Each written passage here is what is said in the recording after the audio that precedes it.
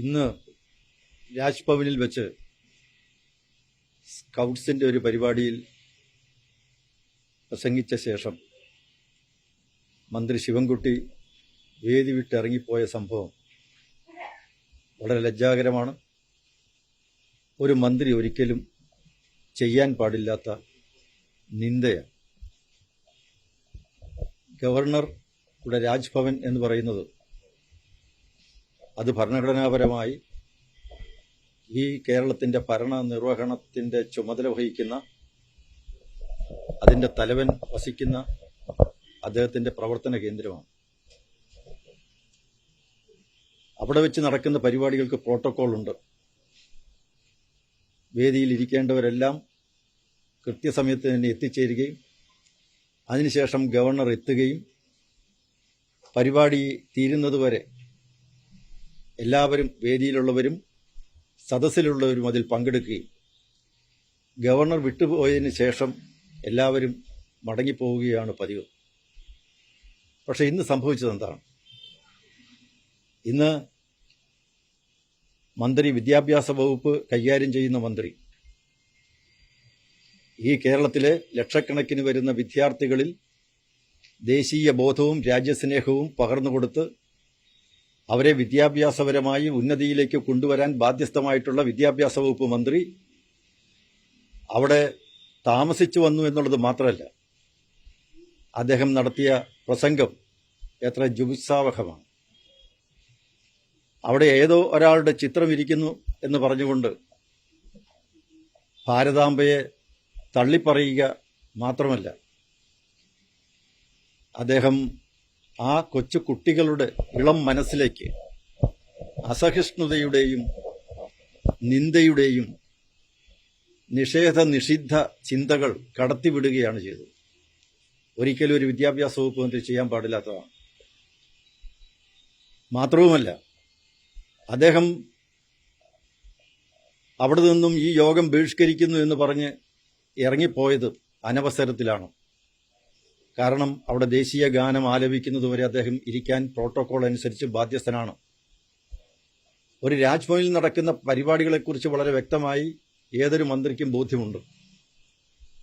പക്ഷെ ആ കീഴ്വഴക്കങ്ങളെല്ലാം നഗ്നമായി ലംഘിച്ചുകൊണ്ടാണ് അദ്ദേഹം ഭാരതാംബയെയും ദേശീയ ഗാനത്തെയും ഒരുപോലെ നിന്ദിക്കുകയും തള്ളിപ്പറയുകയും ഒക്കെ ചെയ്യുന്നത്.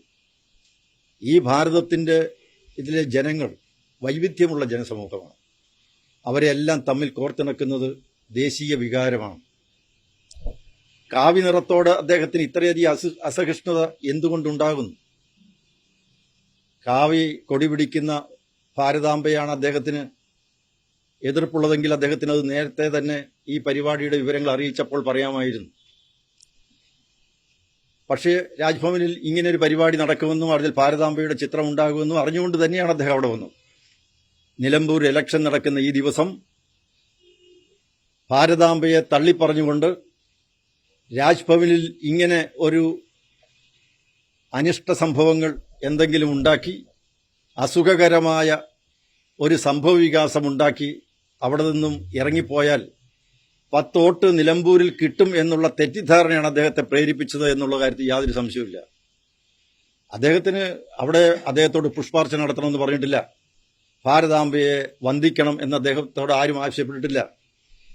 ഏതൊരു പരിപാടിക്ക് ചെല്ലുമ്പോൾ, ഒരു സ്കൂളിലെ പരിപാടിക്ക് ചെന്നാൽ അതൊരു സർക്കാർ പരിപാടിയാണെങ്കിൽ പോലും ആ സ്കൂളിൻ്റെതായിട്ടുള്ള സംവിധാനങ്ങളുണ്ടാകും.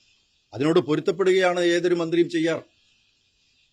ഇവിടെ എന്തിനാണ് ഈ തരത്തിൽ ഒരു സിറ്റുവേഷൻ അവിടെ ഉണ്ടാക്കേണ്ടത്? ആ മന്ത്രിയുടെ ഒരു ആവശ്യമായി രാഷ്ട്രീയമായ ഒരു മുതലെടുപ്പിന് വേണ്ടിയാണ് അദ്ദേഹം അത് ചെയ്തത്. അല്ലെങ്കിൽ അദ്ദേഹത്തിന് ക്ഷമയോടുകൂടി ഇരിക്കാമായിരുന്നു. ചില വേദികളിൽ നിലവിളക്ക് കൊളുത്തുന്നതിൽ എതിർപ്പുള്ളവരുണ്ട്. ചില മുസ്ലിം ലീഗ് നേതാക്കന്മാർ പറയാറുണ്ട്, ഞങ്ങൾ നിലവിളക്ക് കൊളുത്താറില്ല. ശരി, അവർ കൊളുത്താറ് മാറി നിൽക്കുക മാത്രമേ ചെയ്യാറുള്ളൂ. അവരവഹേളിക്കാറില്ല, തള്ളിപ്പറയാറില്ല, അവമതിപ്പുണ്ടാക്കാറില്ല. പരിപാടിയോട് സഹകരിക്കും. പക്ഷെ നടക്കുന്ന ചടങ്ങിൽ പങ്കെടുക്കാതിരിക്കുകയോ മാറി നിൽക്കുകയോ ചെയ്യാം. പക്ഷെ ഇവിടെ അദ്ദേഹം എന്താണ് ചെയ്തത്? താമസിച്ചു വന്നു എന്നുള്ളത് മാത്രമല്ല, ആ വിളക്ക് കൊളുത്തുമ്പോഴോ പുഷ്പാർച്ചന നടത്തുമ്പോഴോ അല്ല, അതിലൊന്നും അദ്ദേഹം അവിടെ ഇല്ല.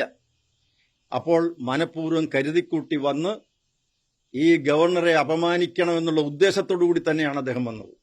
എഴുതി തയ്യാറാക്കിയ പ്രസംഗമാണ്. അപ്പോൾ അതിൻ്റെ അർത്ഥം അദ്ദേഹം മുൻകൂട്ടി ഇതെല്ലാം കണ്ടു മനസ്സിലാക്കി എന്നുള്ളതാണ്. ഈ കാവ്യ നിറത്തോട് ഇത്രയധികം അസഹിഷ്ണുത കമ്മ്യൂണിസ്റ്റ് നേതാക്കന്മാർക്കുണ്ടോ? 1905 ബംഗാൾ വിഭജന സന്ദർഭത്തിൽ വന്ദേമാതര ഗാനം ആലപിച്ചത് കാവിക്കൊടികൾ കയ്യിൽ പിടിച്ചുകൊണ്ട് തന്നെയാണ്.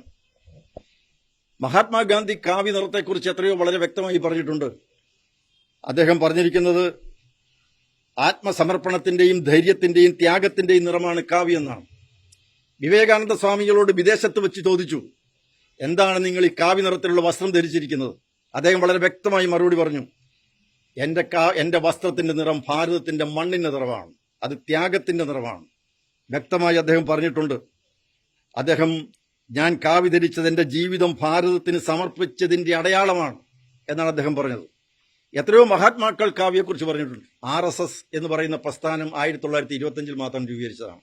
അതിനൊക്കെ എത്രയോ വളരെ മുമ്പ് തന്നെ കാവ്യ നിറം ഈ ഭാരതത്തിന്റെ അടയാളമായിരുന്നു. അത് ജനങ്ങൾ ഉയർത്തിപ്പിടിച്ചിട്ടുള്ളതാണ്. പക്ഷേ ഇവിടെ അതാണോ പ്രശ്നം? ഇവിടെ കാവ്യയുമല്ല ഭാരതാംബയുമല്ല പ്രശ്നം മന്ത്രി ശിവൻകുട്ടിക്ക് ഗവർണറെ പരസ്യമായിട്ട് അവഹേളിക്കുക എന്നുള്ളതാണ്. എല്ലാവിധ പ്രോട്ടോക്കോളുകളും ലംഘിച്ച് ആ ഇളം മനസ്സിലേക്ക് ഈ ദേശവിരുദ്ധ വികാരം പകർന്നുകൊടുത്ത് അവരിൽ ആശയക്കുഴപ്പമുണ്ടാക്കി ഒരു തലമുറയെ തന്നെ വഴിതെറ്റിക്കണമെന്നുള്ള ഉദ്ദേശത്തോടു കൂടിയാണ് അദ്ദേഹം ഇത് ചെയ്തത്